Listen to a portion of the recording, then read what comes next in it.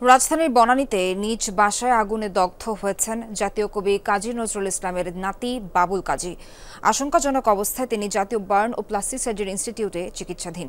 সকাল 6:45টায় তাকে আশঙ্কাজনক অবস্থায় আইসিইউতে নেওয়া হয়। বার্ন ইনস্টিটিউটের জরুরি বিভাগের চিকিৎসক শাওন বিন রহমান জানান, বাবুল কাজীর শরীরের ৭৪% পুড়ে গেছে। শনিবার ভোরে বনানীর নিজ বাসার ওয়াশরুমে গ্যাস লাইটার বিস্ফোরণে দগ্ধ হন কাজী নজরুল ইসলামের নাতি বাবুল কাজী। গুরুতর দগ্ধ অবস্থায় তাকে ভর্তি করা হয় জাতীয় বার্ন ও প্লাস্টিক সার্জারি ইনস্টিটিউটে। অবস্থা আশঙ্কাজনক হওয়ায় তাকে নেওয়া হয় আইসিইউতে। চিকিৎসকরা জানান, বাবুল কাজীর শরীরের প্রায় ৭৪% পুড়ে গেছে।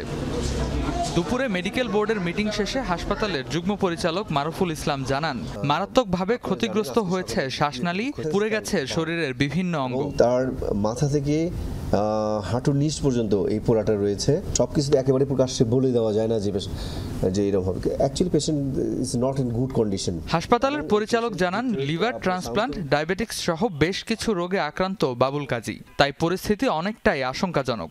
এবং ওনার রয়েছে কিছু কোমরবিডিটিস, যেমন ডায়াবেটিস, হাইপারটেনশন, সিওপিডি, এই সমস্যাগুলো তার রয়েছে। এর উপর আরেকটা যেটা বড় সমস্যা একটা রয়েছে, উনি 2015 সালে তার লিভার ট্রান্সপ্লান্ট করা। হ্যাঁ, সবকিছু মিলে পেশেন্ট কিন্তু বেশ অত্যন্ত ক্রিটিক্যাল। এমন ঘটনায় হাসপাতালে ছুটে এসেছেন বাবুল কাজীর বন্ধু ও পরিবারের সদস্যরা। দেশবাসীর কাছে দোয়া চেয়েছেন তারা। পুরো শরীরটাই পুড়ে গিয়েছে, ব্যান্ডেজ। আল্লাহর কাছে দোয়া করবেন আল্লাহ যাতে ওর হায়াত রাজ করেন। রেদওয়ান আহমেদ, যমুনা নিউজ, ঢাকা।